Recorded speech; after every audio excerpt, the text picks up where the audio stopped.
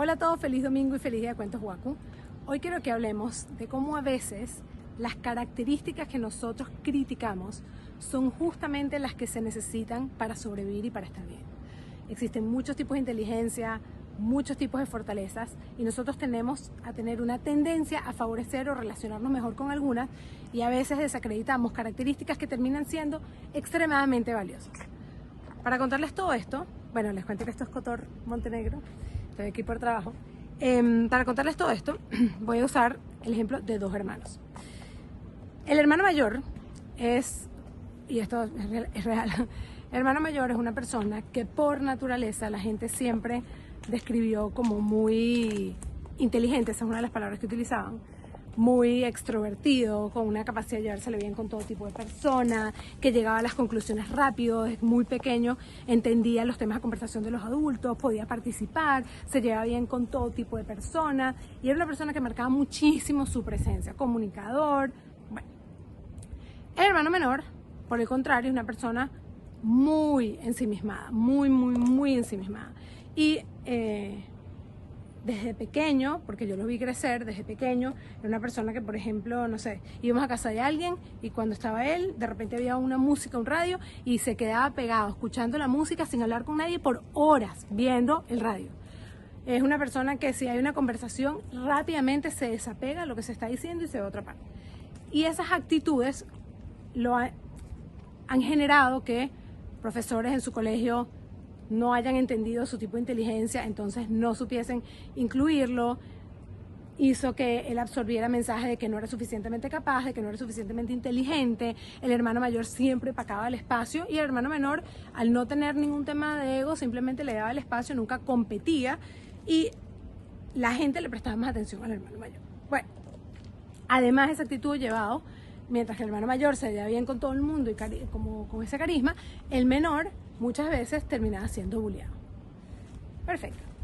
Con el tiempo, estoy con una persona que los conoce y me hace el comentario de que le frustraba intentar comunicarse con el menor, que le parecía que era una persona que no tenía un mundo tan profundo y que su mundo intelectual no estaba tan desarrollado y que parecía que era una persona que no tenía tantas capacidades y que le frustraba que cuando le hacía preguntas profundas el menor no llegaba y que se da cuenta que él no se hacía preguntas existenciales, que simplemente por dentro estaba como vacío.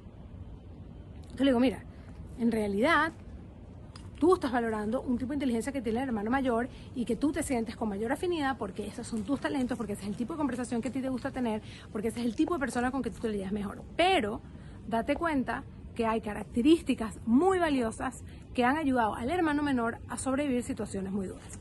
Resulta que estos dos hermanos vienen de unos padres que están divorciándose y que además antes del divorcio tenían muchos temas familiares complicados, ¿no? Un padre alcohólico, una dependencia económica de la madre al padre, bueno, sí, una cantidad de situaciones que además después ellos emigraron. En ese proceso de migración el padre no pudo venir con estos hermanos y en esa migración, bueno, tenían que sobrevivir, vino el COVID, estuvieron encerrados en la adolescencia sin tener amigos, bueno, una cantidad de situaciones capa tras capa tras capa.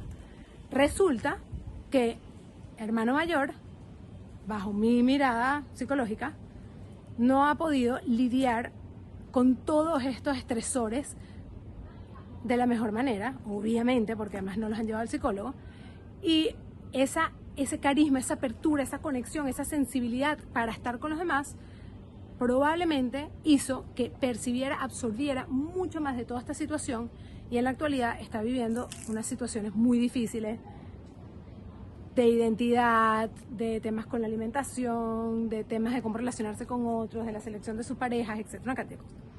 Mientras que el hermano menor, que siempre estuvo más en su mundo, bajo mi mirada de interpretación, tenía una especie de protección que le hizo no absorber tanto de estos conflictos, porque tiene el superpoder de poder desapegarse, tener su propia opinión, tener su mundo interior, divertirse con otras cosas y entonces no absorbió tanto.